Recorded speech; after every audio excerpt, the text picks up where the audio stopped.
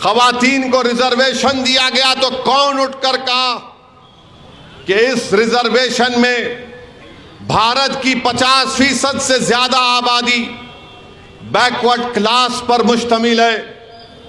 हमने उनसे पूछा कि तुमने बैकवर्ड क्लास का रिजर्वेशन मंडल कमीशन में तो मिल रहा है, तालीम में और रोजगार में, तो क्यों नहीं खवातीन में उनको दिया जाता है?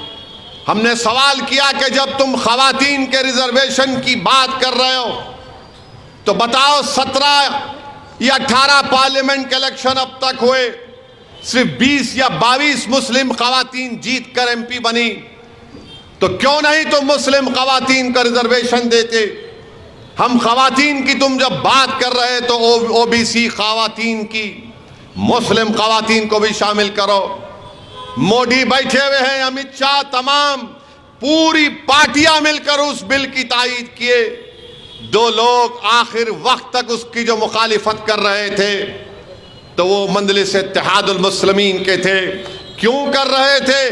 क्योंकि हम चाहते थे कि हमारी खवातीन को भी मौका मिले पार्लियामेंट में आने का। रिजर्वेशन अगर होगा खवातीन का तो ओबीसी खवातीन कैसे उससे उनको नहीं शामिल किया जाएगा? जो भारत की आबादी के 50% से ज्यादा ओबीसी की पॉपुलेशन है, अदर बैकवर्ड कास्ट की। फिर मुस्लिम अक़लियत है, 17 करोड़ की आबादी, 15% है। हमने पूछा कि 50 और ये मिला लो 65% हो जाते हैं, तुम 65% के खवातीन को रिजर्वेशन कैसे नहीं दोगे? तो जब मैं अपने अमेंडमेंट्स को, तरमीमात को पेश कर रहा था पार्लियामेंट में, लोकसभा में, तो लोकसभा के स्पीकर ओम बिरला ने कहा कि असदुद्दीन ओवैसी तुम तरमीम को पेश करोगे? मैंने कहा स्पीकर साहब मैं खड़े होकर अपनी तरमीमात को पेश करूंगा। तो स्पीकर ने कहा कि आपके साथ तायीद करने वाले कोई नहीं है। मैंने कहा स्पीकर साहब मेरे साथ मेरा अल्लाह है। Sir, I am moving my amendment sir and I am asking for a division on it.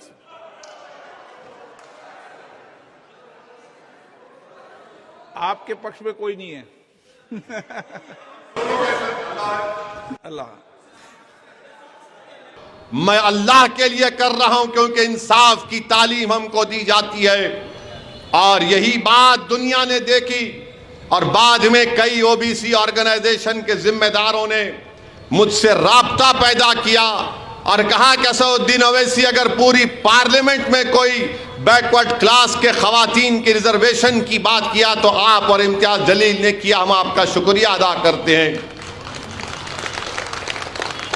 मेरे अजीज दोस्तों और बुजुर्गों, मजलिस खवातीन के खिलाफ ना थी ना कभी रहेगी।